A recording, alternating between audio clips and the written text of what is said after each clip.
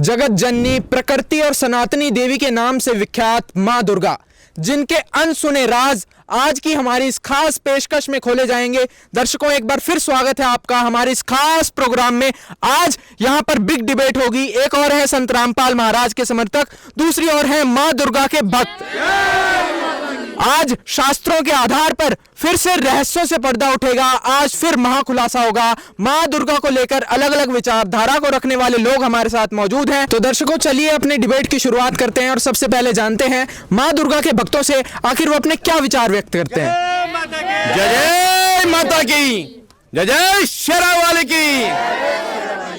माता दुर्गा पूरी सृष्टि की जननी है। इन्होंने करोड़ों राक्षसों का वर्धन किया है और संहार किया है। सभी देवियां जो है माता के स्वरूप हैं, इनसे बढ़कर कोई भी नहीं है। जबकि ब्रह्मा विष्णु महेश भी इनके आगे नतमस्तक होते हैं। हम इनके जगराता करते हैं, नवरात्रा निकालते हैं। इनको क्या पता माता के बारे में। जी हाँ दर्शकों, इस बात में कोई दो राय नहीं है कि मां दुर्गा को जगत की जननी कहा जाता है। यहाँ तक कि ब्रह्मा विष्णु महेश भी मां दुर्गा की स्तुति करते हैं, उनकी भक्ति करते हैं। लेकिन दूसरी ओर संत रामपाल महाराज के स्मृतिकों पर यह प्रश्नवाचक चिन्ह इन लोगों ने जो है खड़ा कर दिया है कि ये मां दुर्गा के बारे में कुछ जानते नहीं है और ना ही ये उनकी भक्ति करते हैं। जी बताइए। देखिए, मैं इनसे कहना चाहूँगा, ये कह रहे हैं कि हम माता दुर्गा जी को नहीं मानते, ठीक है। ये अपने आप को माता जी का सर्वोपरि भक्त मानते हैं। तो ये हमें ये बता दीजिए कि माता दुर्गा जी की उत्पत्ति कैसे हुई। बताइए माता की उत्पत्ति कैसे हुई, बताइए। तो दर्शकों, ये सवाल निकल कर आया है कि मां दुर्गा की उत्पत्ति आखिर कैसे हुई। नमस्कार जी भाई साहब, इनको कुछ नहीं पता माता जी के बारे में। ये तो विरोधी हैं माता जी के। माता जी जो हैं सनातनी देवी हैं, अजर और अमर हैं।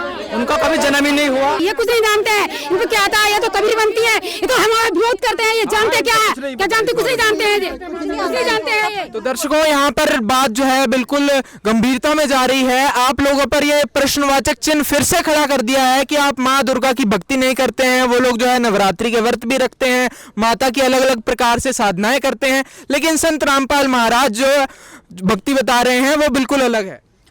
सब पता होने ना होने से कुछ नहीं होता, बल्कि आज हम यहाँ पर इसीलिए इकट्ठा हुए हैं ताकि हम सत्य के आधार पर प्रमाणों को बता सकें, ना कि ये लोक वेद कथाओं के आधार पर बहस करें। हम माता जी का ना तो विरोध करते हैं, ना ही उनका अपमान करते, बल्कि हमारे गुरुजी तो उनका आदर करना बताते हैं। ये तो इनकी अपनी अवधारणाएं बनी हुई हैं कि हम माता जी का विरोध करते हैं। हम बस इनसे ये जानना चाहते हैं कि माता जी की उत्पत्ति कैसे हुई।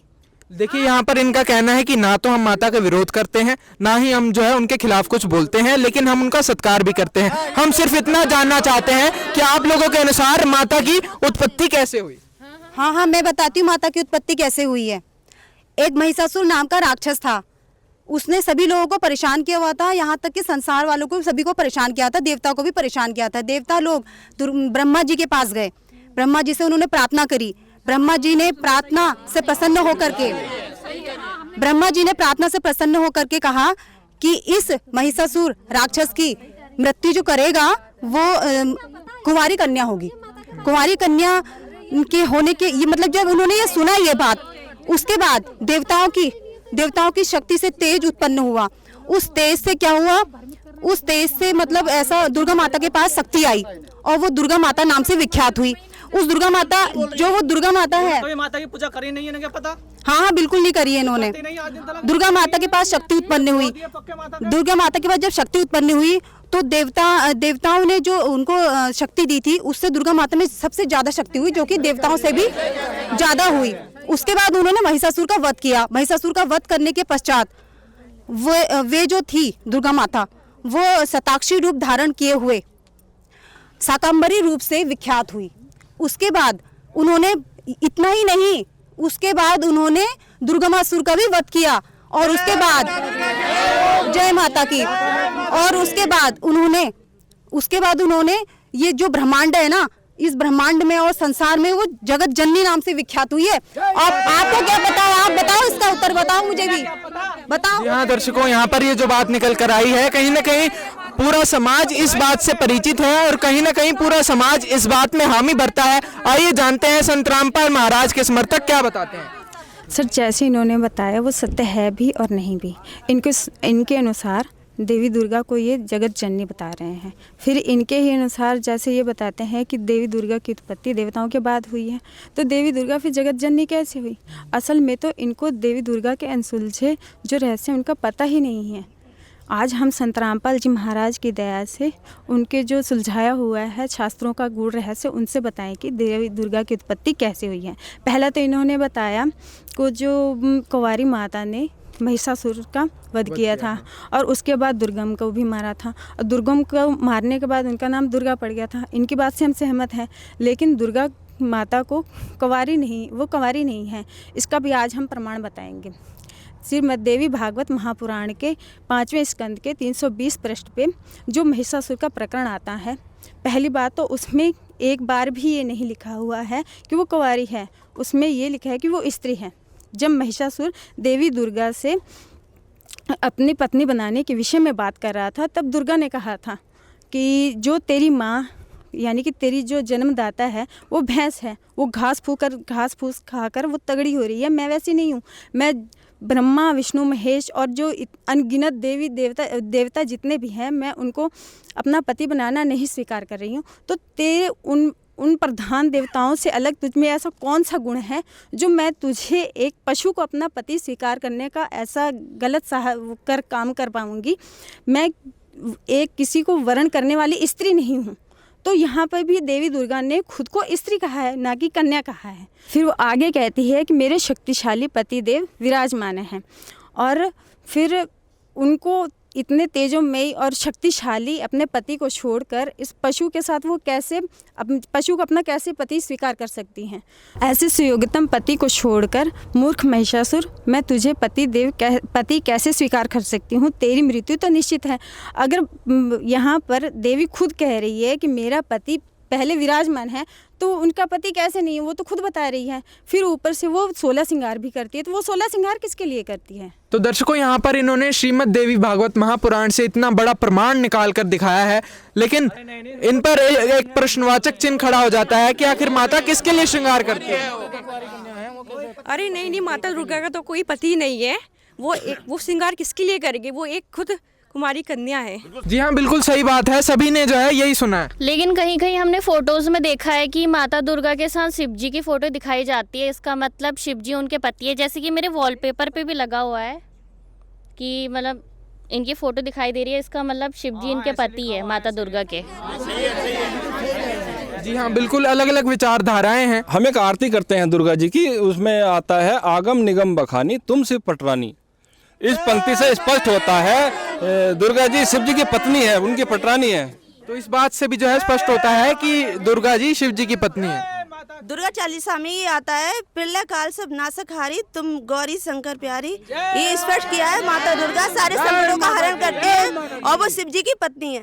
दर्शकों, दुर्गा के भक्तों का कहना है कि जो दुर्गा जी हैं वो शिव जी की पत्नी है। अब आप लोग बताइए, क्या बताएं?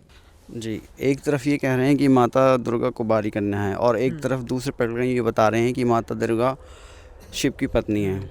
ये जिन भी ग्रंथ और जिन भी प्रमाण के द्वारा ये बताना चाह रहे हैं वो ऑथेंटिक प्रमाण नहीं है, और वो उनके अनुयायियों द्वारा लिखे गए हैं। अब आप ज़रा खुद सोचिए, ब्रह्मा विष्णु महेश, उनका परिचय वो खुद अच्छे से दे सकते हैं, कोई और नहीं। बिल्कुल। श्रीमद् देवी कहती हैं कि मैं ब्रह्मा विष्णु और महेश को अपना पति स्वीकार करना नहीं चाहती। इसका मतलब ये हो गया कि शिव उनके पुत्र हैं, जिसके बारे में इनको नॉलेज नहीं है, ये जानते नहीं इस बारे में। चलिए हम आपको एक ग्रंथ श्रीमद् देवी भागवत के द्वारा, जिसमें 3रे स्कंद में पेज नंबर 139 में लिखा है, जिसमें विष्णु जी अपनी माता दुर्गा की स्तुति करते हुए कह रहे हैं तुम सुस्वरूपा हो, ये सारा संसार तुम्हें से उद्भासित है। और उसके आगे कहते हैं कि मैं ब्रह्मा और शंकर हम तीनों तुम्ही से उद्भासित हैं, हमारा आविर्भाव और त्रिभाव यानी मृत्यु हुआ करती है। उसके बाद शिव जी कहते हैं कि विष्णु और ब्रह्मा जब आप ही से उद्भासित हैं, आप ही से उत्पन्न यानी पैदा हैं, तो फिर मैं तमोगुणी लीला करने वाला शंकर आपकी संतान क्यों नहीं हुआ? अर्थात हे शिवे, तुम इस संसार की सृष्टि करने में बड़ी चतुर हो। अर्थात इससे ये स्पष्ट हो जाता है कि शिव जी उनके पति नहीं बल्कि पुत्र हैं।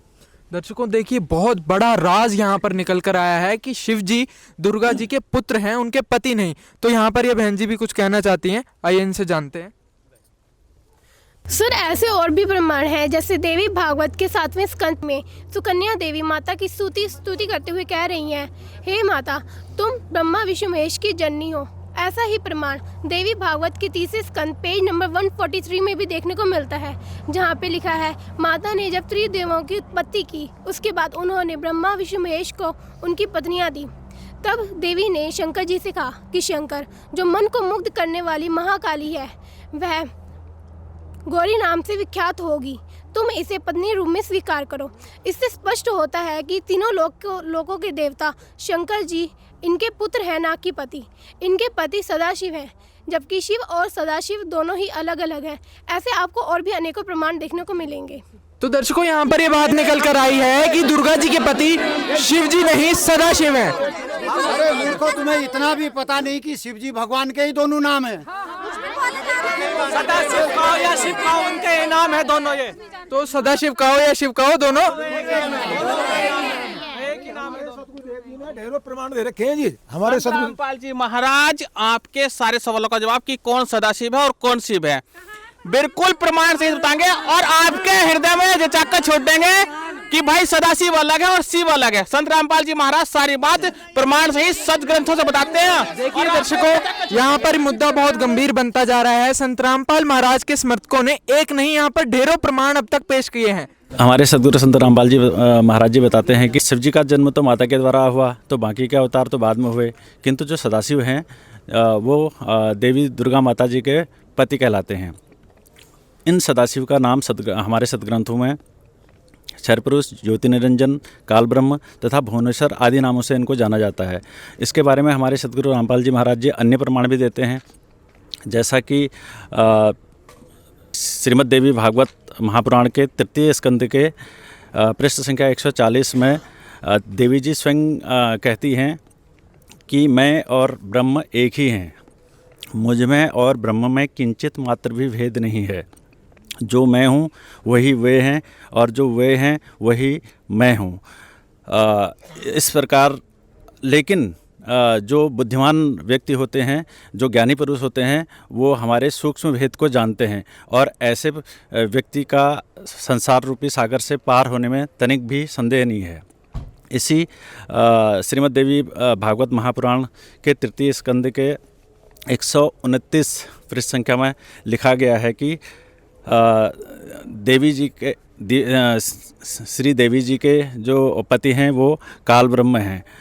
इसी में आगे ये भी कहा गया है कि जो देवी दुर्गा हैं उनको भवानी नाम से, और जो काल पुरुष हैं उनको परम पुरुष नाम से संबोधित किया गया है, तथा यह भी कहा गया है कि यह दोनों हमेशा साथ रहते हैं तथा इन दोनों के बीच अभेद संबंध है, और तथा सभी प्राणियों की और सभी देवताओं की उत्पत्ति इनके द्वारा ही होती है। अभी संत रामपाल जी महाराज जी के दिए हुए प्रमाणों से ये स्पष्ट हुआ कि शिव और सदाशिव एक नहीं बल्कि अलग अलग हैं।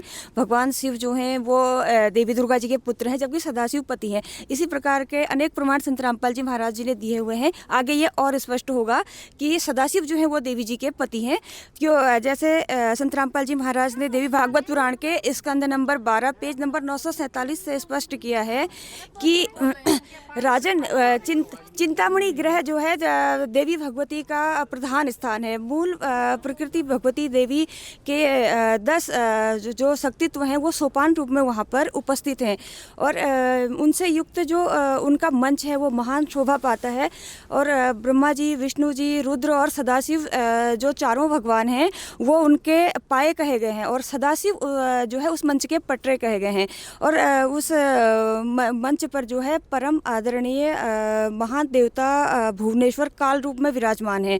तो सृष्टि की आदि में देवी जी ने सृष्टि की जो आदि है उसमें देवी जी ने अपनी लीला दिखाने के लिए खुद वो 2 रूप में विराजमान हुई, जहाँ पर उनके दाहिने भाग से तो भुवनेश्वर प्रकट हुए और वाम भाग से जो है भुवनेश्वरी प्रकट हुई। और इसके अलावा एक अन्य प्रमाण जो है ब्रह्म पुराण के पृष्ठ संख्या 427 पर है, उसमें ये कहा गया है माता दुर्गा जिन्हें प्रकृति, अष्टांगी, भवानी और शेरावाली कहा गया है, तो उनके बारे में ये बताया गया है कि उनमें और शर पुरुष में कोई भेद नहीं है। उनका संबंध ऐसा है जैसे पति पत्नी का स्थिर संबंध जान पड़ता है। जिस प्रकार से पुरुष के बिना स्त्री या स्त्री के बिना पुरुष जो है संतान उत्पत्ति करने में सक्षम नहीं है, उसी प्रकार प्रकृति और शर पुरुष दोनों संयुक्त होकर के ही सृष्टि की रचना करते हैं।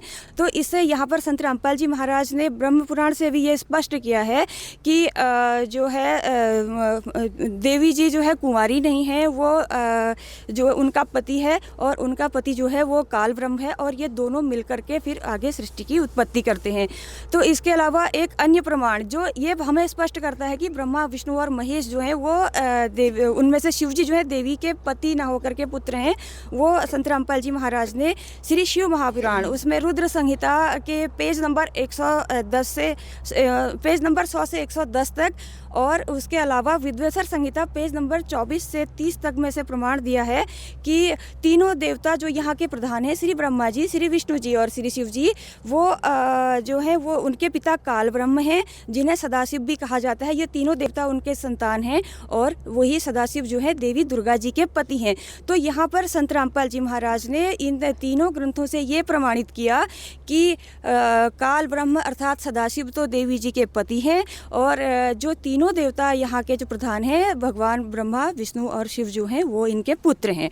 तो ये जो है अब मुझे लगता है कि जो हमारी देवी माँ के भगत जन है, इनका ये कॉन्सेप्ट क्लियर हो गया होगा कि ये भगवान सदाशिव ही देवी जी के पति हैं, जबकि शिव पुत्र हैं। इन दोनों का अस्तित्व अलग अलग है, शिव और सदाशिव एक बिल्कुल भी नहीं है। तो दर्शकों, यहाँ पर माँ दुर्गा के अनसुने राज खुलते जा रहे हैं। जैसे हमारी बिग डिबेट शुरू हुई थी और संत रामपाल महाराज के समर्थक बहुत सहनशीलता से प्रमाणों के साथ जो है डिबेट को आगे बढ़ा रहे हैं। आइए इनसे और जानते हैं। जी बताइए। देखिए सर, थोड़ा सा इनसे करबद्ध प्रार्थना है कि शांति बनाए रखें। संत रामपाल जी महाराज जी ने इतने ढेरों प्रमाण दिए हैं, जैसे एक श्रीमद् भगवद गीता अध्याय 14 श्लोक 3 में उसमें स्पष्ट प्रमाण है। उसमें लिखा है कि मम योनिर महत ब्रह्म तस्मिन् गर्भम ददाम्य अहम संभवै सर्वभूता नाम ततो भवति भारत है कि हे अर्जुन, मेरी महत ब्रह्म रूप मूल प्रकृति गर्भाधान का स्थान है और मैं उस गर्भ में बीज स्थापन करता हूँ। फिर इसी अध्याय 14 के श्लोक 4 में कहा है कि जितनी भी नाना प्रकार की मूर्तियाँ हैं अर्थात शरीरधारी प्राणी हैं, दुर्गा तो उनकी माता है और मैं बीज स्थापन करने वाला पिता हूँ।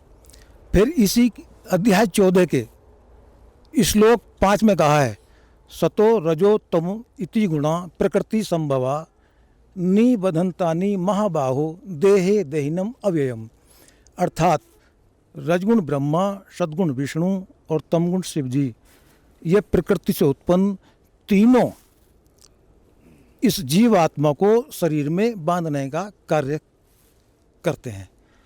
तो इससे सिद्ध होता है कि इस ब्रह्म और प्रकृति से उत्पन्न तीनों श्री ब्रह्मा जी, श्री विष्णु जी, ये उत्पन्न है, ये इनकी संतान है। जैसे अभी अभी बहन जी ने ये क्लियर किया है कि श्री ब्रह्मा जी, श्री विष्णु जी, श्री शिव जी ये दुर्गा से उत्पन्न है। ये देवी पुराण से भी अभी अभी जो है स्पष्ट किया है। तो दर्शकों, आपने देखा संत रामपाल महाराज के समर्थक लगातार ढेरों प्रमाण यहाँ पर दिए जा रहे हैं और हमारी जैसे बिग डिबेट शुरू हुई थी, वाकई में माँ दुर्गा के अनसुने राज इस डिबेट में खुलते जा रहे हैं। संत रामपाल महाराज के समर्थक यहाँ पर बार बार जो है अपने प्रमाणों के साथ अपने उत्तर दे रहे हैं। आइए इनसे और जानते हैं। एक प्रमाण मैं और देना चाहता हूँ, जैसा कि संत रामपाल जी महाराज ने सत्संग में बताया है। विष्णु पुराण के अध्याय 22 के श्लोक नंबर 51 में बताया गया है कि ब्रह्मा, विष्णु, शिव जो है ना, ब्रह्म की तीनों शक्तियाँ हैं। अर्थात इन सभी चीज़ों से जो जितने भी प्रमाण अभी मिले हैं आपको स्पष्ट होता है कि शिव और सदाशिव दोनों ही अलग अलग हैं, और ब्रह्मा और काल ब्रह्म जो माता दुर्गा का पति है, और ब्रह्मा, विष्णु, महेश इनकी संतान। तो दर्शकों, एक सवाल पर एक प्रमाण नहीं, ढेरों प्रमाण संत रामपाल महाराज के समर्थक लगातार देते जा रहे हैं। अब आइए इनसे जानते हैं। अरे मूर्खो, आपके कथनानुसार तो दुर्गा माता सर्वोपरि है, क्योंकि आप ही बता रहे हैं कि ब्रह्मा विष्णु महेश उन्हीं से तो पैदा हुई हैं, तो वही तो पूरी सृष्टि के सृजनहार हैं। देखिए कहीं ना कहीं इनकी बात में भी तर्क है कि अगर ब्रह्मा विष्णु महेश को उत्पन्न करने वाली माता दुर्गा है तो फिर वही सर्वोपरि हुई। जैसा कि हमने इनसे पूछा था कि देवी दुर्गा की उत्पत्ति कैसे हुई, और इन्होंने हमें बताया कि दुर्गा जी की उत्पत्ति देवताओं के बाद हुई, परंतु संत रामपाल जी महाराज हमें बताते हैं कि सर्व सृष्टि की रचना कबीर परमेश्वर जी ने की है, जिसका प्रमाण हमें अथर्ववेद कांड नंबर 4 अनुवाक नंबर 1 मंत्र नंबर 5 में मिलता है कि कबीर परमेश्वर जी ने सर्वप्रथम चारों लोकों में से सबसे प्रथम यानी कि सतलोक में दुर्गा अष्टांगी यानी कि देवी दुर्गा की उत्पत्ति की थी, और उसके बाद हम सभी जीव भी उन्हीं के अंग हैं, और उसके बाद ज्योति निरंजन जी के बीच एवं देवी दुर्गा जी के गर्भ धारण के बाद हम सभी जीवों ने एवं ब्रह्मा विष्णु महेश ने की उत्पत्ति हुई, और जो कि स्वर्गलोक और पृथ्वी लोक में इस टाइम पे निवास कर रहे हैं। मैं भी कुछ बताना चाहती हूँ। कबीर सागर के बोध सागर के शशम वेद बोध के प्रश्न नंबर 94 के अर्थ बीज खेत अथवा आदि शक्ति की उत्पत्ति का भी वर्णन किया गया है।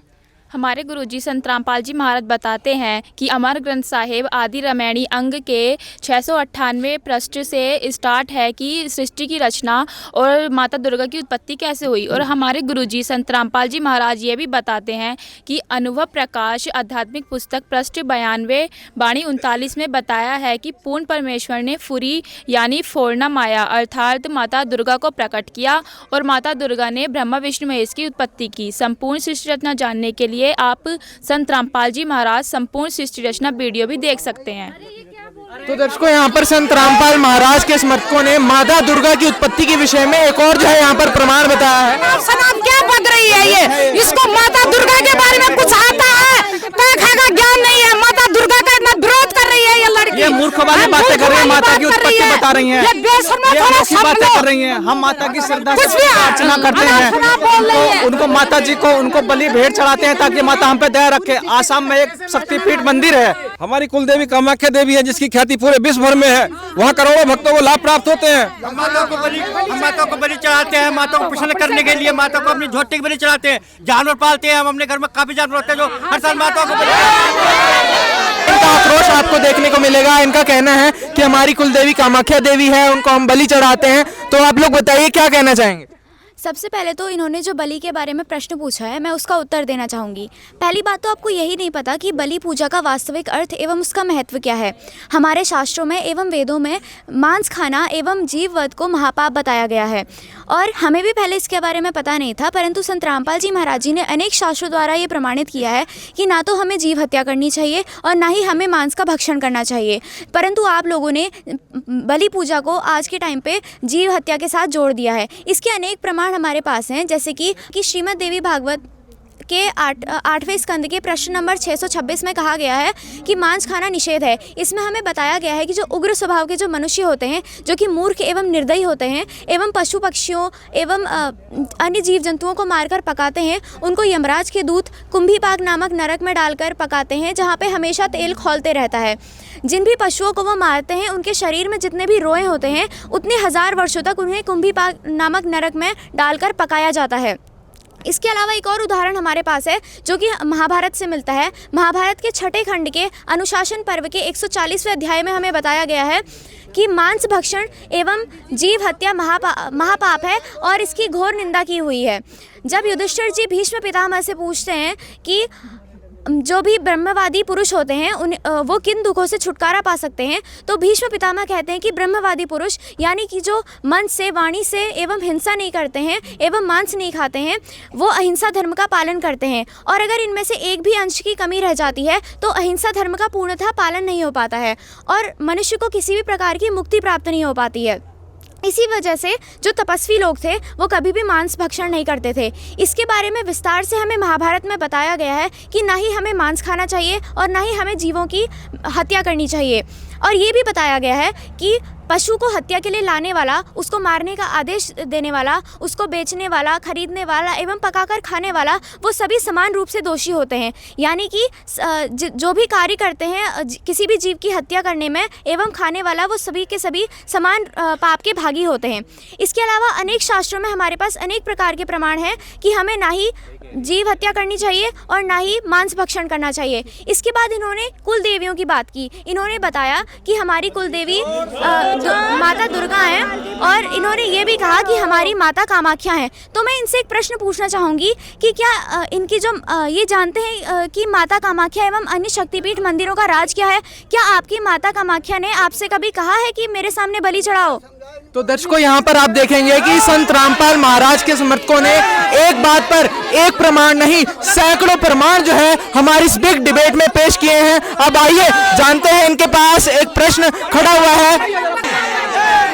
दुर्गा माता के बारे में ऐसा नहीं कहा जाता है, वो जगत जननी है, वो सबकी माता है, सबका धारण पालन पोषण करती है। अगर हम तुम्हें एक भजन सुना देंगे ना माता का, तुम भी ऐसे पिघलोगे कि तुम्हारा मोम की तरह पिघलोगे। एक भजन सुना देती हूँ मैं तुम्हें दुर्गा माता के बारे में। देखो वो हमारी माता है, देखो जय माता की। पवन उड़ा कर ले गयो रे मेरी माता की चुनरी, पवन उड़ा कर ले गयो रे मेरी माता की चुनरी। उड़े उड़े चुनरी कैलाश पहुँची, उड़े उड़े चुनरी कैलाश पहुँची, गौरा के मन को भा गई रे मेरी माता चुनरी।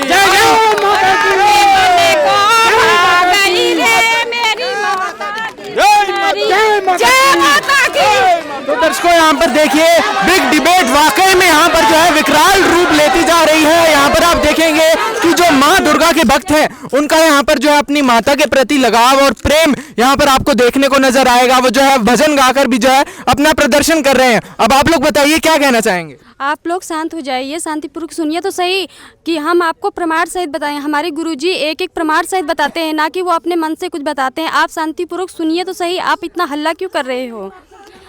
हम यहाँ ज्ञान चर्चा करने के लिए आए हैं। सबसे पहले तो हमारा आपसे निवेदन है कि आप शांतिपूर्वक एवं धैर्यपूर्वक हमारी बातों को सुनिए।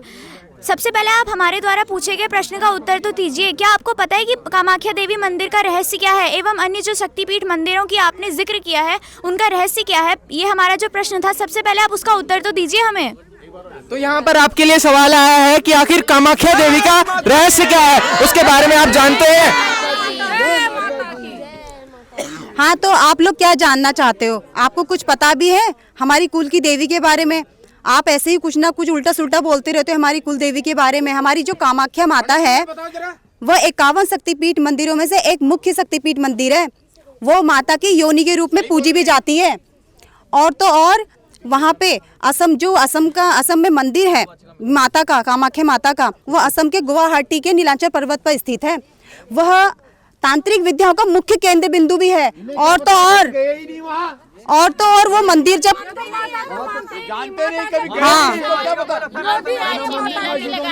उस मंदिर की जब कपाट खुलते हैं ना, तो उससे पहले बलि दी जाती है। अब आप बताओ, आप लोग बोल रहे हो बलि देना गलत है, पाप है, ऐसा तो है ही नहीं। इसको यहाँ पर फिर से एक गंभीर विषय पर सवाल निकल कर आया है जी। आपकी यह बात तो सत्य है कि 51 शक्तिपीठ मंदिरों को लोगों ने अपना केंद्र बना लिया है, परंतु सच्चाई तो कुछ और ही है, जिसको मैं आप बताना चाहती हूँ। आप उसको धैर्य के साथ सुनिए। जैसा कि आप सब लोग जानते हैं कि सती माता जब अग्निकुंड में सती हुई थी, तब उनकी मृत्यु के वियोग में भगवान शिव जी उनके शरीर को लेकर जगह जगह भटक रहे थे। तब भगवान विष्णु और भगवान ब्रह्मा जी उनके शरीर में आकर उनके शरीर को खंड खंड कर दिया था और उनके जो शरीर के अंग थे वो अलग अलग स्थानों में गिरे थे, जिसमें से एक कामाख्या देवी का मंदिर भी है और वहाँ पर उनका योनि मंडल गिरा था। इसके साथ साथ कलिका पुराण में भी इसके प्रमाण हैं, जिसमें मार्कंडेय ऋषि ने कामाख्या देवी के बारे में बताया है कि जब माता के दर्शन करने के लिए प्रयाग ज्योतिषपुर में आते हैं, तब नरकासुर उनको मंदिर में प्रवेश नहीं करने देता है, ना ही माता के दर्शन करने देता है। तब मुनि जी उस पर बहुत ज़्यादा क्रोधित होते हैं और कहते हैं कि हे धरा के पुत्र, तू कैसा है, तू ब्राह्मणों को मंदिर में स्वागत करने भी नहीं देता है। क्या तेरे कुल में यही उचित कर्म हो रहे हैं जिसको तू कर रहा है? इसके बाद मार्कंडेय जी ने बताया है कि मुनि जी ने नरकासुर को श्राप दिया और कहा कि हे वराह के कुल को कलंकित करने वाले, जिससे तू पैदा हुआ है उसी से तेरा मरण होगा, और तेरे मृत हो जाने के बाद ही मैं कामाख्या देवी की पूजा करूँगा और मैं अपने निवास स्थान पर चला जाऊँगा, तू यहीं रहेगा। ऐसा कहते ही कामाख्या देवी और उनके सारे परिकर अंतर्ध्यान हो गए। मुनि जी अपने निवास स्थान को लौट गए। उनके जाते ही जैसे ही शीघ्र नरकासुर कामाख्या देवी के प्रांगण में जाता है और देखता है कि ना तो कामाख्या देवी है, ना उनका योनि मंडल है, ना ही उनके सभी परिकर हैं। वहाँ से वह सब अंतर्ध्यान हो गए थे। और इसके साथ ही प्राग ज्योतिषपुरी का जो पुर था वो विघ्न में उत्पन्न हो गया था। आज आप कामाख्या देवी को पूजते हैं, लेकिन वहाँ माता विद्यमान नहीं है, ना ही अन्य शक्ति पीठों में। आज आप अलग अलग पाखंड करते हैं, बलि पूजा करते हैं। सही बात कही गई है कि एक पीढ़ी का पाखंड दूसरी पीढ़ी के लिए परंपरा बन जाता है। तो दोस्तों यहाँ पर एक बार फिर कलिका पुराण से संत रामपाल महाराज के जो समर्थक हैं वो प्रमाण दे रहे हैं। जैसे कि हमारी डिबेट का टाइटल है माँ दुर्गा के अनसुने राज। इस बिग डिबेट में आज हम सारे अनसुने राज बिल्कुल यहाँ पर रहस्य से पर्दा उठाकर ही रहेंगे। जी हाँ, अरे आप लोग ये क्या कह रहे हो कि वहाँ माता नहीं है? वशिष्ठ ऋषि जी ने जब उन्हें श्राप दिया था और उन्हें वहाँ वापस बुलाया गया था और उन्होंने अपना श्राप भी वापस ले लिया था, और वहाँ अम्बुबाची मेला आज भी लगता है, और वहाँ माता के कपाटों को 3 दिन के लिए बंद कर दिया जाता है। और क्योंकि वहाँ माता को मासिक धर्म होता है और वहाँ जो मंदिर में कपड़ा रखा जाता है वह भी लाल हो जाता है। तो ये क्या माता का चमत्कार नहीं है? माता बहुत चमत्कार करती है। तो दर्शकों यहाँ पर विषय जो है बिल्कुल गंभीर बनता जा रहा है। दोनों ही पक्षों के बिल्कुल अलग अलग मत हैं। जी, आपके इस बात को अभी क्लियर कर देते हैं। हमारे गुरुजी संत रामपाल जी महाराज जी बताते हैं कि जो वशिष्ठ ऋषि जी थे ना, वो अपने श्राप को वापस नहीं ले पाए थे। उन्होंने खुद कहा था कि मैं अपने दिए हुए श्राप को वापस नहीं ले सकता। वशिष्ठ ऋषि जी तो एक मुनि थे, ऋषि थे, जबकि आप सब जानते हैं कि ब्रह्मा विष्णु महेश जी तीनों लोगों के भगवान, वो तो सारे ऋषियों से सर्वश्रेष्ठ हैं, शक्तिशाली हैं। जब वो अपने दिए हुए श्राप को वापस नहीं ले पाए तो ऋषि जी अपने श्राप को कैसे वापस ले सकते हैं? हमारे गुरुजी संत रामपाल जी महाराज एक उदाहरण से भी बताते हैं। जब गौतम ऋषि जी ने अहिल्या को श्राप दिया था कि तू पत्थर की मूर्त बन जाएगी, तो उनके आग्रह करने पर उन्होंने उसका समाधान भी बताया था कि जब त्रेता युग में श्री राम जी आएंगे तो जो पत्थर की मूर्त अहिल्या बनी है उसके सिर पर पैर रखेंगे, उस पत्थर पर पैर रखेंगे तो अहिल्या का उद्धार हो जाएगा। वो भी उसका समाधान ही बता पाए थे। इसी प्रकार वशिष्ठ जी जो हैं उन्होंने भी समाधान ही बताया था। उन्होंने कहा था कि आप अगर माता को वापस लेके आना चाहते हो तो आप उनकी मूर्ति पूजा करना शुरू कर दो, आप वामीचारी पद्धति को अपनाओ। आज जिस वामीचारी पद्धति को आप बलि पूजा से जोड़कर देखते हैं वो बलि पूजा नहीं है। उन्होंने वामीचारी पद्धति का मतलब ये नहीं बताया था कि आप बलि पूजा करो। बलि पूजा का किसी भी वेदों में या ग्रंथों में कोई भी प्रमाण नहीं है। वामीचारी पद्धति का अर्थ यह था कि आप जो आपके अंदर विकार हैं, जो आप पाप करते हैं, आप उनका त्याग कीजिए। हम जैसे कि एक उदाहरण ये है कि जैसे हमारे देश का संविधान होता है, अगर आप उसका पालन नहीं करेंगे तो आपको दोष लगेगा। ऐसे ही जो वेद हैं वो हमारे धर्म का संविधान है, अगर आप उनका पालन नहीं करेंगे तो हमें दोष लगेगा। आप बताइए कि वहाँ पे माता कैसे विद्यमान हो सकती है? तो यहाँ पर विषय जो है बिल्कुल गंभीर बनता जा रहा है। आखिर शास्त्रों में क्या लिखा है उसी से हम निर्णय कर पाएंगे। हमारे पास सभी शास्त्र विद्यमान है। हमारी डिबेट जो है माँ दुर्गा के अनसुने राज, आज वो सारे राज खुलकर रहेंगे। परंतु माता तो चमत्कार भी करती है और रक्षा भी करती है। जय माता दी। बिल्कुल, इस बात में भी बिल्कुल दोहराए नहीं है कि माता चमत्कार भी करती है और अपने भक्तों की रक्षा भी करती है। रक्षा के बारे में मैं आपको यह बताना चाहती हूँ। हमारे गुरुजी संत रामपाल जी महाराज जी बताते हैं कि गणेश पुराण में एक प्रकरण आता है। शंकर जी के सामने ही पार्वती जी को एक सिंदरासुर नामक का राक्षस उठाकर ले गया था। उस समय ना माता पार्वती अपनी रक्षा कर पाई। बताइए कि वो जब अपनी रक्षा कर पाई तो आप कैसे कह सकते हैं कि वो आपकी रक्षा करती हैं? तो यहाँ पर विषय जो है बिल्कुल गंभीर बनता जा रहा है। अब आप लोग बताइए क्या विचार? मैं और मेरी पूरी फैमिली तीर्थ धामों पर घूमने जाते हैं। माना जाता है कि वहाँ जाने से भक्ति पूरी होती है।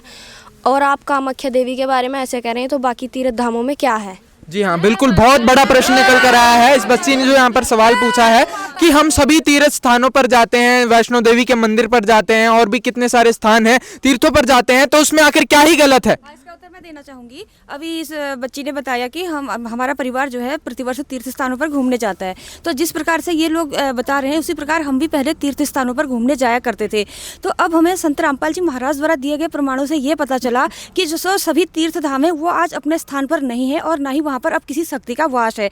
इसके विषय में संत रामपाल जी महाराज ने श्रीमद् देवी भागवत महापुराण के 9वें स्कंद पृष्ठ संख्या 669 से ये प्रमाण दिया है कि कली अर्थात कलयुग के 5000 वर्ष बीत जाने तक तीनों देवियां अपने सरित रूप को त्याग कर, अब जब ये देवियां वैकुंठ को चली जाएंगी तो इनके साथ ही भगवान श्री हरि की आज्ञा से सारे तीर्थ वैकुंठ चले जाएंगे। तो इस प्रकार से इस धरती पर कोई तीर्थ नहीं बचेगा। इसलिए आज तीर्थ धामों की जो शक्ति है वो नहीं है, क्योंकि तीर्थ जो है अपने धाम जा चुके हैं। तो इस प्रमाण से सदगुरु संत रामपाल जी महाराज जी ने यह सिद्ध किया कि आज जो है तीर्थ धामों पर जाने का कोई आध्यात्मिक लाभ नहीं है। जो लोग तीर्थ धामों पर जा रहे हैं उन्हें कोई लाभ नहीं मिलेगा। सर, संत रामपाल जी महाराज जी ने अभी जो देवी भागवत महापुराण से स्पष्ट किया कि तीनों देवियां और उनके साथ सारे तीर्थ जो है वैकुंठ जा चुके हैं, तो अब उन तीर्थ स्थानों पर जाने से किसी को कोई आध्यात्मिक लाभ प्राप्त नहीं होगा। इसलिए जो है तीर्थ स्थानों पर जाने को संत रामपाल जी महाराज मना कर रहे हैं। देखिए, संत रामपाल महाराज के समर्थक जो है लगातार प्रमाण दे देकर बता रहे हैं। इन्होंने पूरी जो है टूरिज्म समाज पर पूरा प्रश्नवाचक चिन्ह खड़ा कर दिया है और माता की भक्ति पर भी इतना बड़ा प्रश्नवाचक चिन्ह खड़ा हो चुका है। इनका कहना है कि जो सभी तीर्थ धाम है वो वैकुंठ को जा चुके हैं। अब आप बताइए पंडित जी, जब इनका ये कहना है कि जब सारे तीर्थ धाम जो है वैकुंठ को ही जा चुके हैं तो फिर मतलब क्या ही रहेगा? ऐसा नहीं है, ऐसा नहीं है। अगर जी दिन को रात कहेंगे तो हम रात थोड़ी कह देंगे। तो आप कहना क्या चाहते हैं कि हिंदू धर्म में तीर्थों का कोई महत्व नहीं है? अरे तीर्थों पे जाने से तो पाप कटते हैं जी। अब तीर्थों पर जाने से पाप कटते हैं। कुछ बताना चाहूँगा, जैसे कि हमारे सदगुरु रामपाल जी महाराज जी बताते हैं, 52 पुराण तृतीय अंश अध्याय 3 प्रश्न 97 में बताते हैं, द्वारा की गई ब्रह्म हत्या के विषय में बताते हैं, जिसमें शिव जी का ब्रह्मा जी से उत्पन्न एक ब्राह्मण से युद्ध हुआ, जिसमें वह ब्राह्मण मारा गया। इस युद्ध के पश्चात शिव जी बहुत ही व्याकुल हुए। उन्हें एक भयंकर देवी के दर्शन हुए, जिन्होंने कहा मैं ब्रह्म हत्या हूँ, मुझे स्वीकार कीजिए। तो शिव जी अपनी ब्रह्म हत्या द्वारा की गई ब्रह्म हत्या से मुक्ति के लिए अनेक तीर्थों पर गए। वो बद्री का आश्रम गए, सरस्वती में स्नान भी किया और अनेक देवी प्रयत्नों पर भी यात्रा की, लेकिन वह अपने पाप से मुक्त नहीं हो सके। 3 लोक के अधिपति होने के बाद, कालंजय मृत्युंजय होने के बाद भी वे अपने पाप क्रम से मुक्ति नहीं। इससे स्पष्ट है कि तीर्थों पर जाने से पाप क्रम से मुक्ति नहीं मिल सकती है। गंगा यमुना बद्री समेते जगन्नाथ धाम है जेते, ब्रह्मे फल पाए जेतो गुरु सेवा में फल पावे थे। तो इसका एक प्रमाण मैं आपको और दूंगा, जिसमें हमारे संत रामपाल जी महाराज जी ने बताया है। श्रीमद् देवी भागवत छठा स्कंद 427 से 428 में कहा है, एक बार जनाजय जी ने व्यास जी से पूछा कि पवित्र तीर्थ कौन सा है, तो व्यास जी ने उत्तर दिया चित्त शुद्धि तीर्थ है। तो उन्होंने बताया कि यह गंगा तीर्थों से भी ज़्यादा पवित्र है। कहते हैं कि यह तीर्थ भाग्यवश अगर मनुष्य को मिल जाए उनका जीवन सुगम हो जाता है। और यह तीर्थ तत्वदर्शी संत के सत्संग समागम की आवश्यकता से ही प्राप्त होता है। तत्वदर्शी संत के समागम में जाना ही वास्तविक तीर्थ होता है। जिस तरह व्यास जी ने बताया चित्त शुद्धि तीर्थ क्या होता है, यह तत्वदर्शी संतों का समागम होता है, जिसमें चित्त का अर्थ होता है मन की शुद्धि। मन की शुद्धि का होना वह है जिसका इंद्रियों पर काबू हो, और वह सिर्फ तत्वदर्शी संत का होता है। इस प्रकार तत्वदर्शी संत के सत्संग स्थल पर जाना ही वास्तविक तीर्थ कहलाता है।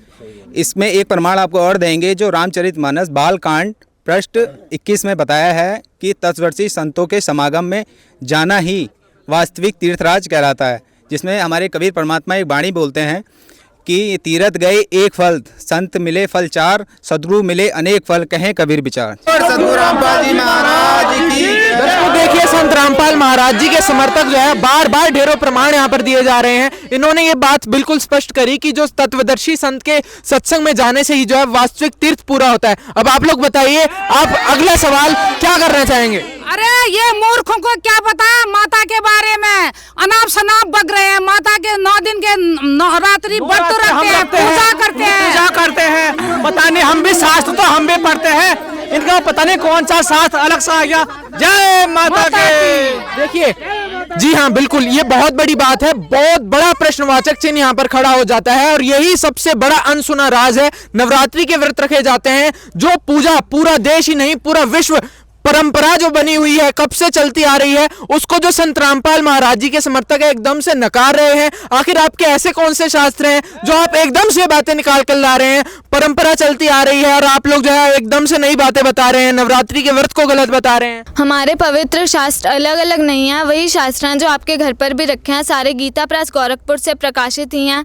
और आपने अभी व्रत में नवरात्रि व्रत की बात की है, तो एक मनमाना आचरण है, क्योंकि इसके बारे में न तो माता जी ने कहा है और किसी भी धर्मशास्त्र में इसका प्रमाण नहीं है।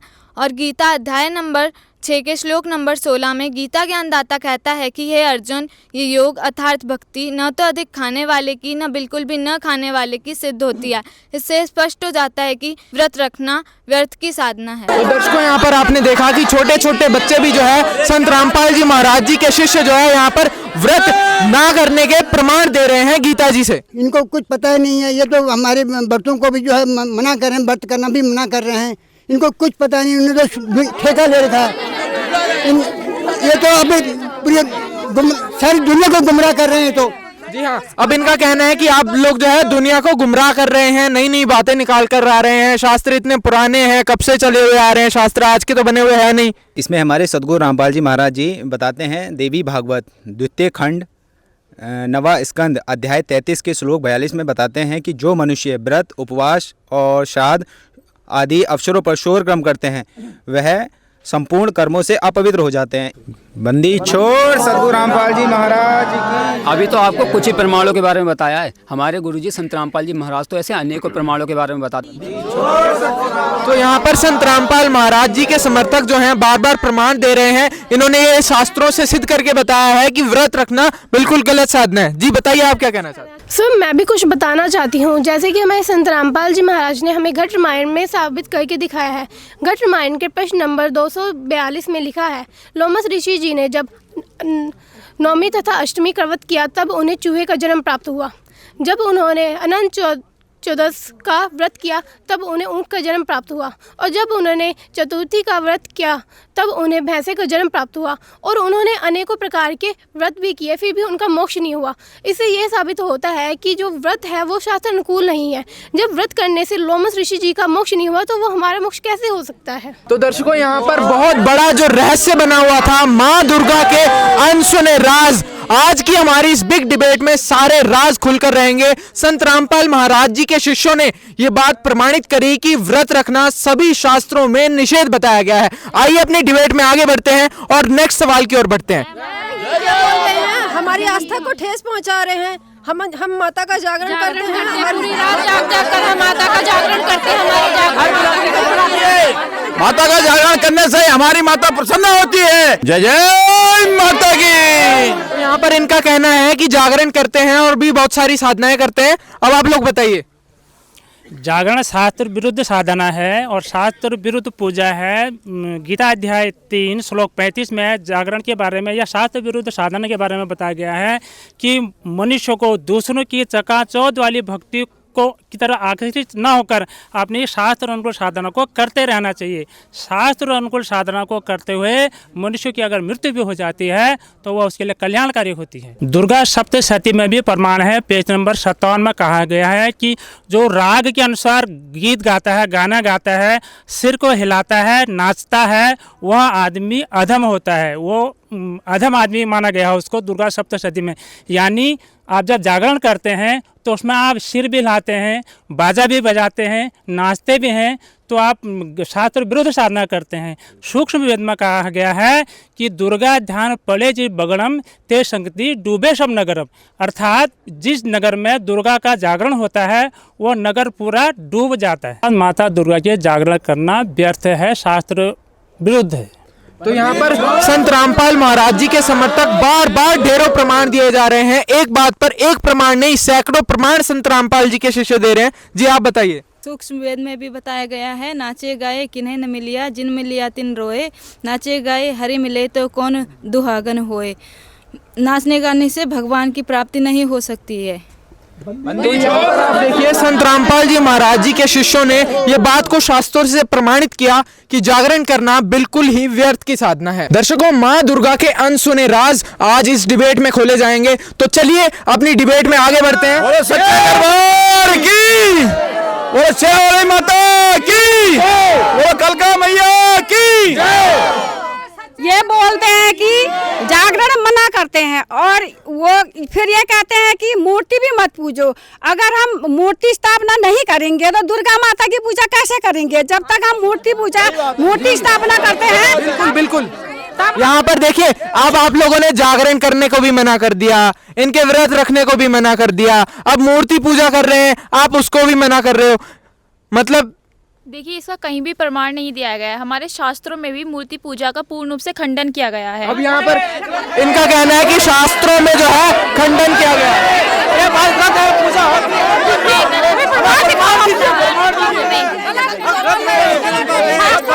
तुम्हारा मनमाना आचरण कर रहे हैं, चल रहा है ये। देखिए, अब इनका कहना है कि आप मनमाना आचरण जो है बता रहे हो। अभी तक आप इनको बता रहे थे, अभी आपको कह रहे हैं कि आप मनमाना आचरण बता रहे हो। देखिए, हमारे गुरुजी संत रामपाल जी महाराज ने बताया है कि श्रीमद् भागवत सुधा सागर के अध्याय 84 में एक प्रकरण आता है कि केवल जल में तीर्थ ही तीर्थ नहीं कहलाते और मिट्टी या पत्थर की मूर्ति देवता नहीं कहलाते, बल्कि जो सत्पुरुष है वही तीर्थ और देवता कहलाता है। और सत्पुरुष तो केवल दर्शन मात्र से ही हमारा कर्तार्थ कर देता है और देवता की उपासना करने से हमारे पाप भी नाश नहीं होते। जो मिट्टी पत्थर और काष्ठ को ईष्ट देव मानते हैं या जल को ही तीर्थ मानते हैं, तो वह ज्ञानी ज्ञान पुरुष नहीं, बल्कि मनुष्य होने के बावजूद भी वह पशुओं में सबसे नीच गधे माने जाते हैं। और हमारे गुरुजी यह भी कहते हैं कि श्रीमद् देवी भागवत महापुराण के द्वितीय खंड के 9वें स्कंद में अध्याय 7 के श्लोक 38 से 42 में भी मूर्ति पूजा का पूर्ण रूप से खंडन किया गया है। हम तो मूर्ति पूजा करेंगे। यहाँ पर विषय देखिए, इस तरह से हो हल्ला करने से कोई लाभ नहीं मिलेगा। शास्त्र जो होते हैं ये परमात्मा का संविधान है। यदि आप परमात्मा का संविधान नहीं मानोगे तो फिर आप क्या मानोगे? फिर डिबेट का क्या फायदा होगा इसका? देखिए, यहाँ पर हमारे चैनल की भी आप सभी से गुजारिश है कि जो हम निष्कर्ष निकालेंगे, जो यहाँ पर रहस्यों से पर्दा उठेगा, वो सिर्फ और सिर्फ हमारे पवित्र शास्त्र ही उसका फैसला कर सकते हैं कि आखिर दोनों जो पक्ष है उनके मत में सही मत किसका है। अब वो फैसला सिर्फ और सिर्फ शास्त्रों से हो सकता है। अब हम शास्त्रों में से ही प्रमाण जानना चाहेंगे कि आपके पास और क्या प्रमाण है। हमारे गुरुजी बताते हैं कि गरुड़ पुराण के धर्म कांड के प्रेत कल्प के अध्याय नंबर 38 के श्लोक नंबर 11 में मूर्ति पूजा का खंडन किया है। जी, आप क्या बता रहे हैं?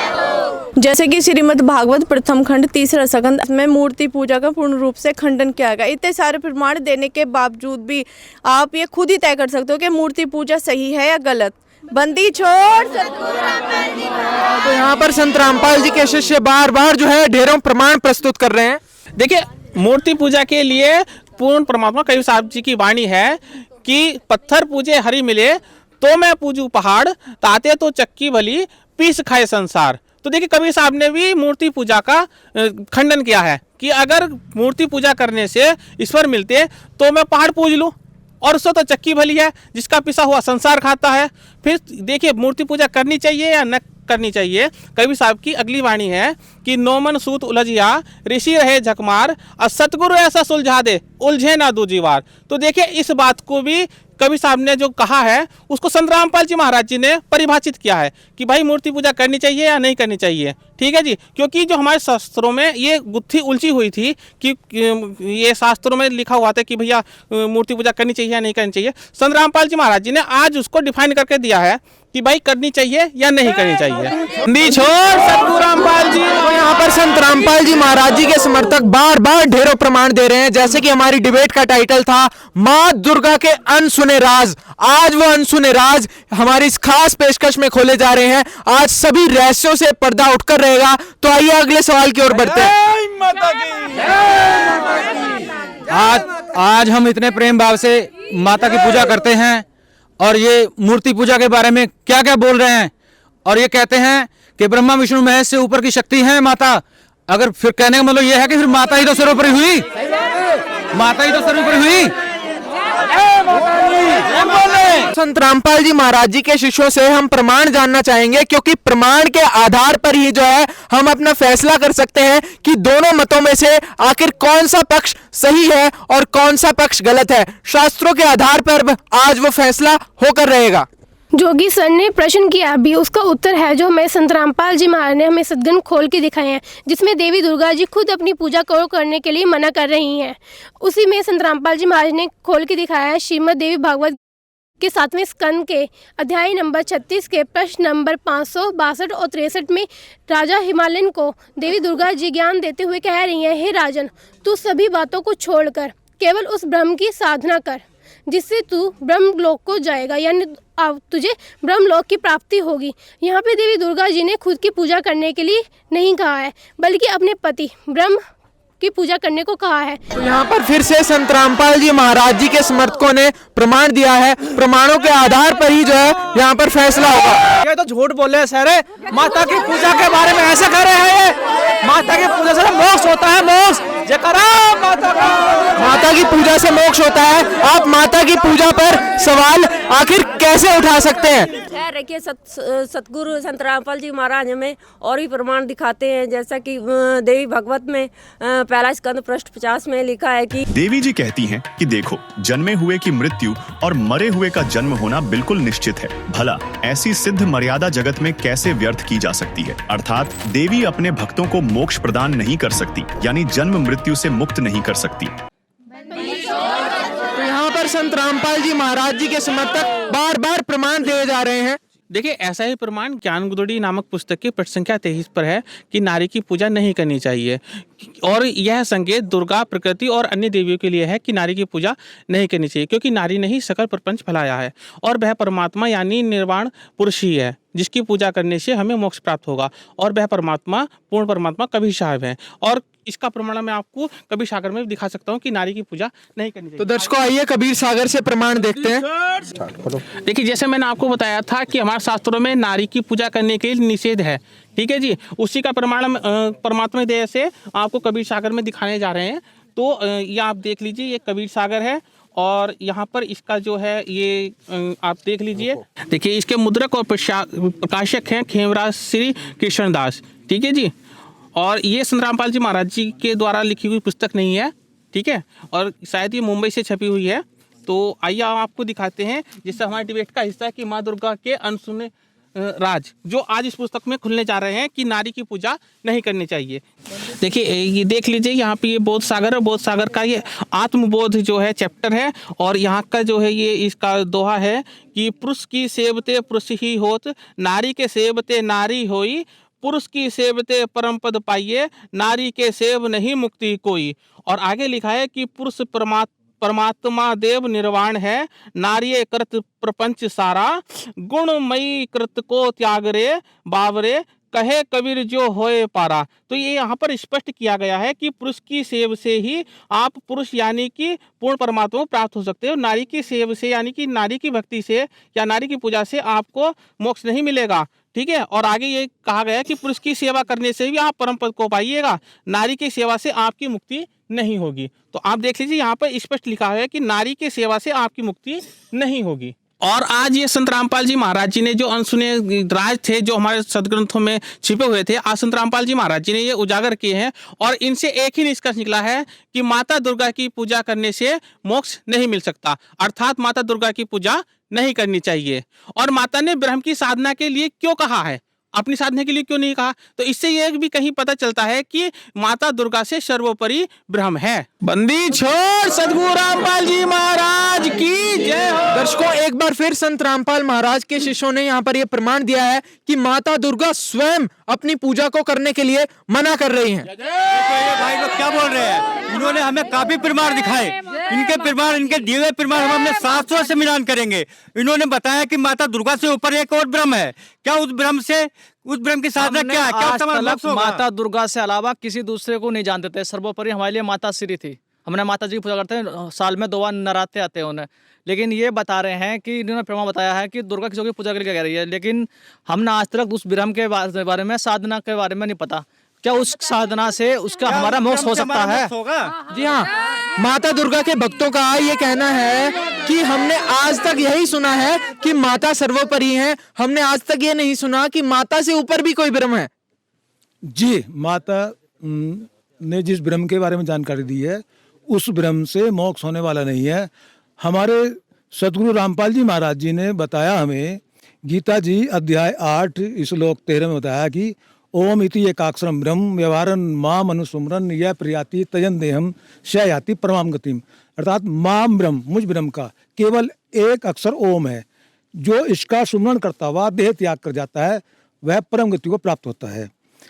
लेकिन ब्रह्म स्वयं कह रहा है कि मेरी वाली जो भक्ति है ये घटिया भक्ति है, इससे भी मोक्ष नहीं होने का, क्योंकि ब्रह्म ने स्वयं कहा है अध्याय 7 के 18वें श्लोक में, उदारा सर्व एव एते ज्ञानी तू आत्मा में मतम स ही युक्त आत्मा माम एव अनुत्तमाम गतिम। अर्थात जो ज्ञानी हैं, अर्थात जो परमात्मा प्राप्ति के लिए निकले हैं, वो मेरी वाली घटिया साधना में स्थित है, इसलिए उनका मोक्ष नहीं होने का।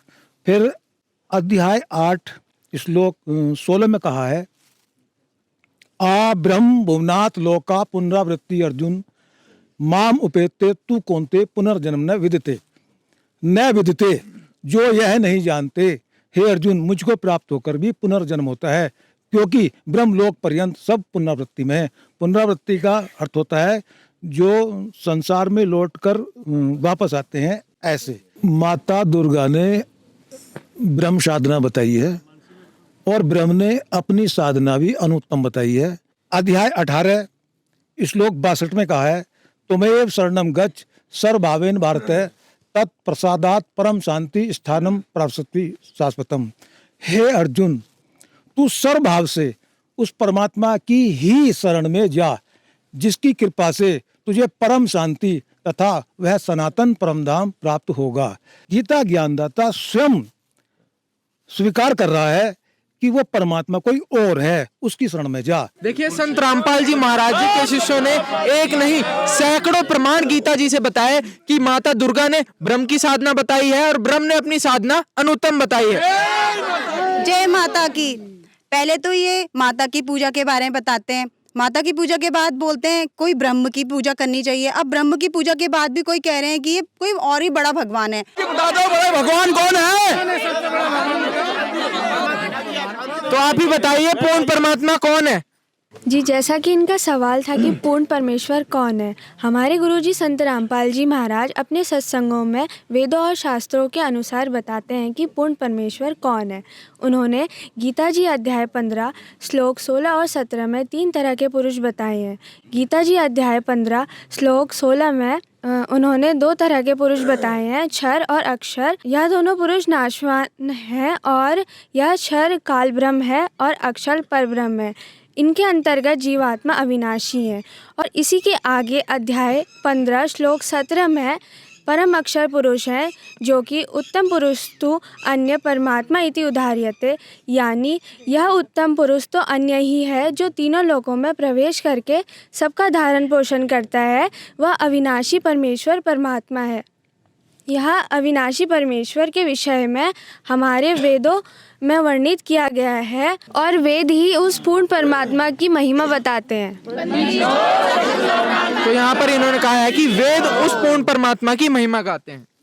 जी, पूरे विश्व में एकमात्र संत रामपाल जी महाराज जी ऐसे संत हैं जिन्होंने हमारे पवित्र चारों वेदों में प्रमाण सहित बताया कि परमात्मा सहशरीर है, उसका नाम कबीर है।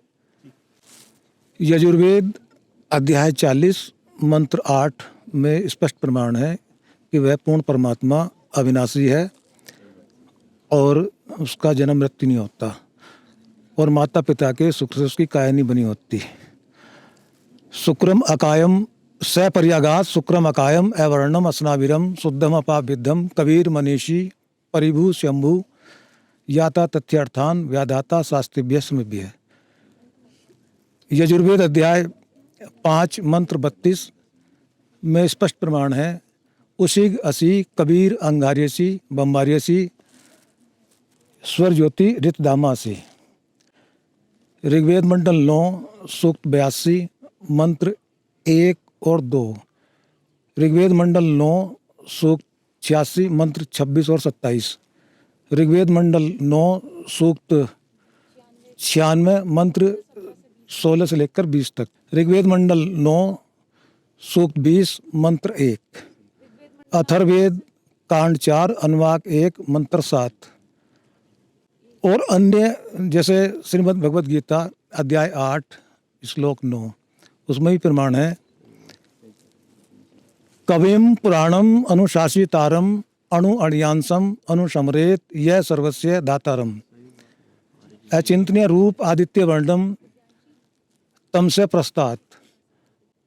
ढेर सारे प्रमाण दिए हैं परमात्मा सतगुरु रामपाल जी महाराज जी ने। और परमात्मा से शरीर है, उसका नाम कबीर है, और वह परमात्मा अपने सतलोक से चलकर आता है बिजली के समान, जो बिजली की गति के समान आता है, दृढ़ भक्तों को आकर मिलता है, उनके विघ्नों को हरता है और सबका रक्षक है और राजा के समान दर्शनीय है। तो यहाँ पर ढेरों प्रमाण संत रामपाल जी महाराज जी के शिष्यों ने यहाँ पर दिए हैं, तो हम और प्रमाण जानना चाहेंगे। वेदों में पूर्ण परमेश्वर का नाम कबीर देव है। वो अपने वास्तविक नाम से इस धरती पर प्रकट होते हैं और अपने तत्व ज्ञान का प्रचार करते हैं। वह चारों युगों में परमात्मा आते हैं। कबीर सागर में इसका प्रमाण है, जिसमें बताया गया है, सतयुग में सत्सुकृत का टेरा, त्रेता नाम मुनिंदर मेरा, द्वापर में करुणा में कहाया, कलयुग नाम कबीर धराया। जिस पूर्ण परमात्मा का केवल और केवल 3 अक्षरों का मोक्ष मंत्र बताया गया है, उसके बारे में सामवेद के संख्या नंबर 822 में उसका जिक्र आता है कि उस पूर्ण परमेश्वर का त्रितस्य नाम है, यानी कि उसका 3 मंत्रों का नाम है। इसी के बारे में गीता अध्याय नंबर 17 के श्लोक नंबर 23 में भी बताया गया है कि उस सच्चिदानंद घन ब्रह्म की साधना के जो मंत्र हैं वो ओम, तत् और सत हैं, जिनमें से जिनका जाप करने से किसी भी साधक को मोक्ष की प्राप्ति होगी। इनमें से तत् और सत जो हैं वो सांकेतिक मंत्र हैं, जो कि हमें किसी तत्वदर्शी संत से ही मालूम हो सकते हैं। और वर्तमान समय में वो तत्वदर्शी संत केवल संत रामपाल जी महाराज हैं, जिन्होंने हमारे सामने तत् और सत जो कि सांकेतिक मंत्र हैं उनका भेद हमारे सामने खोला है। और ये जितने भी हमने आपको प्रमाण दिखाए हैं, ये सभी 600 वर्ष पूर्व आए हुए कबीर साहिब जी के ऊपर ही सटीक बैठते हैं। तो इससे प्रमाणित होता है कि कबीर साहिब जी वो पूर्ण परमात्मा है। तो दर्शकों, संत रामपाल जी महाराज जी के समर्थकों ने यहाँ पर ढेरों प्रमाण दिए हैं परमात्मा और तत्वदर्शी संत के बारे में। कहीं आप अपने गुरु को तो तत्वदर्शी गुरु नहीं मान रहे। इस दुनिया में तो हजारों गुरु हैं, हम कैसे मान लें आपके गुरु तत्वदर्शी गुरु हैं?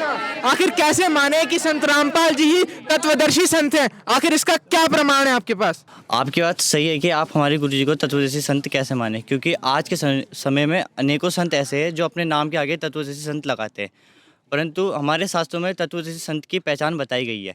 जैसे गीता अध्याय 4 श्लोक 32 और 34 में खुद गीता ज्ञानदाता कह रहे हैं कि हे अर्जुन, तू सर्वभाव से संपूर्ण ज्ञान को तत्वदर्शी संतों के पास जाके समझ, उनको भली भांति दंडवत प्रणाम करने से, उनकी सेवा करने से और कपट छोड़कर सरलतापूर्वक प्रसन्न करने से वह तत्वदर्शी संत उस तत्व ज्ञान का उपदेश कराएंगे। इससे ये सिद्ध होता है कि खुद गीता ज्ञानदाता भी तत्वदर्शी संत के शरण में जाने के लिए बोल रहा है। जिसकी पहचान गीता जी में भी बताई गई है। गीता अध्याय 15 के श्लोक नंबर 1 से 4 में गीता ज्ञानदाता कह रहा है कि उस उल्टे लटके संसार रूपी वृक्ष को जो सह वेदविद बता देगा वो तत्वदर्शी संत है, और जो जड़ से लेकर पूरे तना, शाखाएं और जो इनका सबका ज्ञान रखता है, उल्टे लटके संसार रूपी वृक्ष को जो सही से समझा देगा वही तत्वदर्शी संत है। इसके विषय में हमारे गुरुजी बताते हैं, और आज एक इकलौते संत वही हैं पूरे विश्व में जो इस पूरे संसार रूपी वृक्ष का जो है अच्छे से समझा रहे हैं, मतलब पूरे शास्त्रों में से समझा रहे हैं। तो दर्शकों, यहाँ पर संत रामपाल जी महाराज जी के शिष्यों ने गीता जी से प्रमाणित करके बताया कि संत रामपाल जी महाराज ही तत्वदर्शी संत हैं। अब आप क्या प्रमाण बताएंगे? पूर्ण गुरु के पहचान के बारे में एक वाणी है सूक्ष्म वेद की।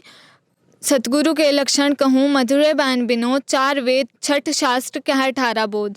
इस वाणी का मतलब है पूर्ण गुरु की वही पहचान है जो 4 वेद, 6 शास्त्र और 18 पुराण के आधार पर ज्ञान दे। और आज के समय में संत रामपाल जी महाराज जी पूर्ण गुरु हैं जो 4 वेद, 6 शास्त्र और 18 पुराण के हिसाब से ही ज्ञान दे रहे हैं।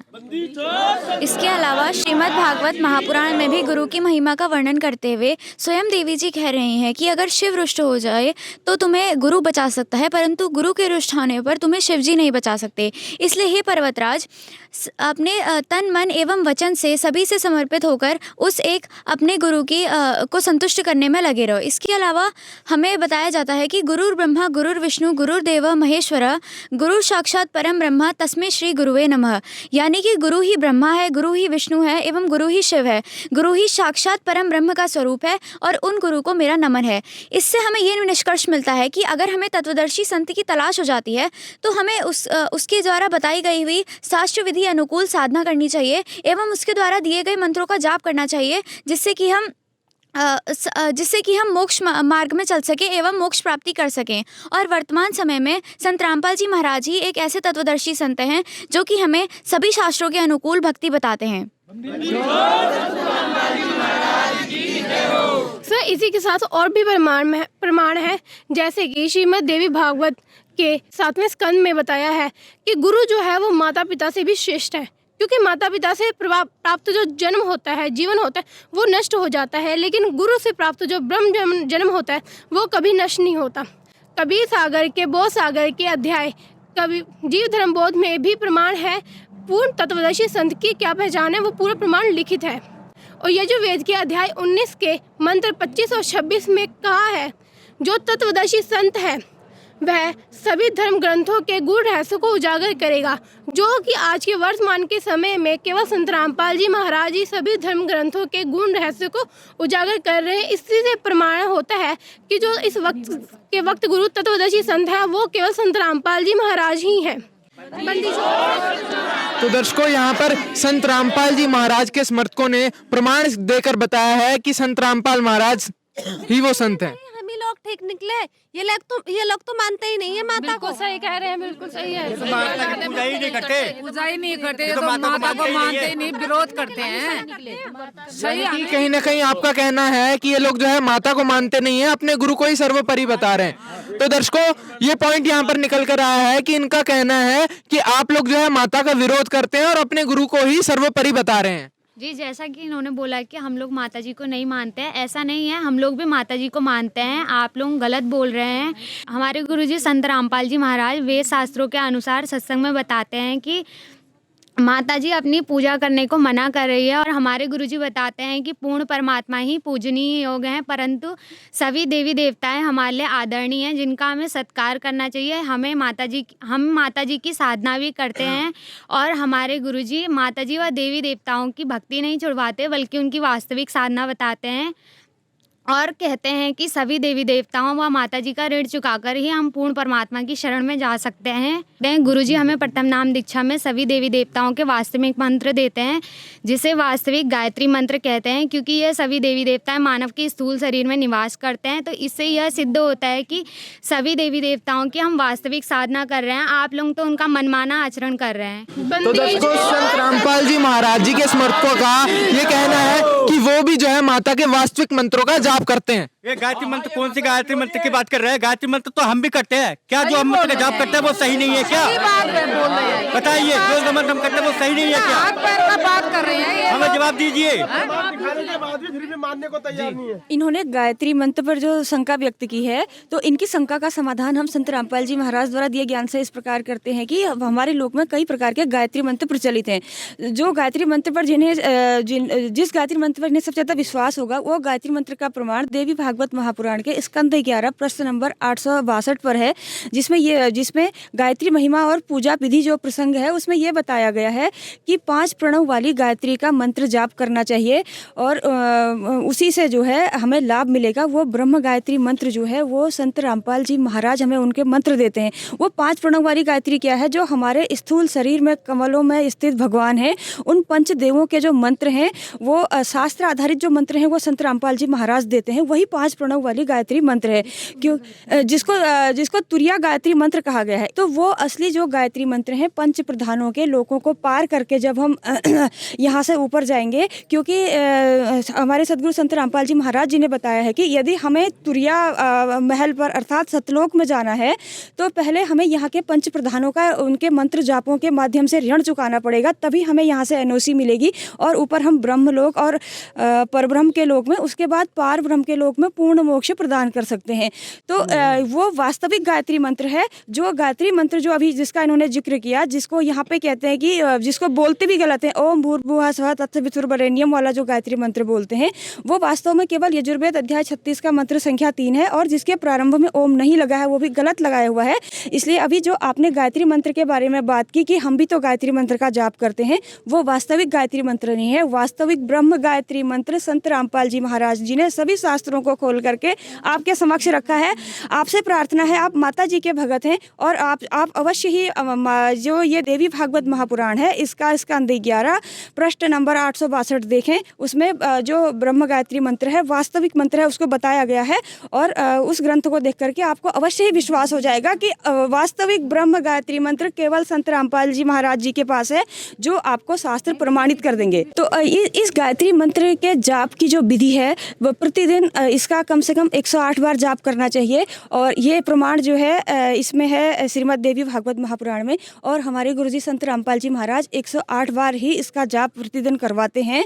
और घट रामायण में भी प्रमाण दिया गया है कि देवी दुर्गा जी जो हैं उनका वास कंठ कमल में स्थित है। तो कंठ कमल में स्थित जो देवी दुर्गा जी हैं उनका क्या मंत्र है, वो मंत्र भी इस ब्रह्म गायत्री मंत्र के अंतर्गत शामिल है। तो इसलिए जो है ये वास्तविक ब्रह्म गायत्री मंत्र है। ये जो ब्रह्म गायत्री मंत्र है इसको शास्त्रों में तुरिया गायत्री मंत्र कहा गया है। इसका प्रतिदिन 108 बार जाप किया जाता है, जो कि संत रामपाल जी महाराज हमें शास्त्र अनुकूल विधि से बताते हैं। अभी इन भाई बहनों ने कहा कि आप लोग तो माता को मानते नहीं, आप लोग माता के विरोधी हैं। नहीं, हम माता के विरोधी नहीं हैं, हम माता का बहुत सम्मान करते हैं और साल के 365 दिन उनकी साधना करते हैं। माता की साधना संत रामपाल जी द्वारा बताई गई विधि के अनुसार। जैसे कबीर जी ने सभी धर्मों की पुण्य आत्माओं को ये सत भक्ति देकर मोक्ष प्रदान किया था, ठीक वैसे ही आज संत रामपाल जी महाराज हर धर्म के धार्मिक लोगों को ये यथार्थ भक्ति प्रदान करके मोक्ष का अधिकारी बना रहे हैं। ये पंचदेव समान रूप से विश्व के सभी प्राणियों के शरीर में बने इन कमलों में विद्यमान हैं। इन पंचदेव को प्रसन्न करने का तथा पूर्ण लाभ प्राप्त करने का ये एकमात्र द्वादश अक्षर मंत्र है जो जाप करने का है। संत रामपाल जी महाराज इस द्वादश अक्षर मंत्र का जाप दिन में कम से कम 108 बार अपने शिष्यों को जपने का निर्देश देते हैं, जो विश्व में केवल एकमात्र संत रामपाल जी महाराज ही दे रहे हैं। संपूर्ण विश्व के प्राणी इस द्वादश अक्षर मंत्र की जब साधना करेंगे तो चारों ओर खुशहाली और भाईचारा कायम होगा। पूरा विश्व एक हो जाएगा और आदि सनातन धर्म पूरे विश्व में प्रतिष्ठित हो जाएगा। सभी मानवों के जीवन से दुख हमेशा हमेशा के लिए खत्म हो जाएगा, क्योंकि इस द्वादश अक्षर मंत्र में इन पंचदेवों की शक्ति सामूहिक रूप से कार्य करती है। संत रामपाल जी महाराज के अथक प्रयासों से ये शास्त्र प्रमाणित ज्ञान तेजी से विश्व में फैल रहा है। आदि सनातनी पूजा के प्रथम चरण की ये भक्ति पंचदेव से मिलने वाले लाभों को प्रदान करने वाली है तथा संपूर्ण भक्त समाज के लिए संजीवनी है। आदि सनातनी पूजा के 3 चरण होते हैं। प्रथम चरण की साधना में इन पंचदेव की साधना के मंत्र होते हैं। उसके बाद दूसरे चरण की साधना, जो कि सनातनी पूजा भी कहलाती है, इसके मंत्र होते हैं ओम तत्, यहाँ तत् सांकेतिक मंत्र है। उसके बाद तीसरे चरण की साधना आदि सनातनी पूजा कहलाती है। इसके मंत्र होते हैं ओम तत्सत, यहाँ तत् और सत सांकेतिक हैं। भक्ति साधना के इन 3 चरणों को आप इस प्रकार समझें, जैसे प्रथम चरण की साधना जो कि पंचदेव पूजा है, उसको आप प्राथमिक शिक्षा जाने, अर्थात 5वीं कक्षा तक की पढ़ाई जाने, जिसके पढ़ने से आपको आपके जीवन में केवल आंशिक लाभ प्राप्त होते हैं। लेकिन प्रथम चरण की ये साधना भक्ति मार्ग में बेहद महत्वपूर्ण है।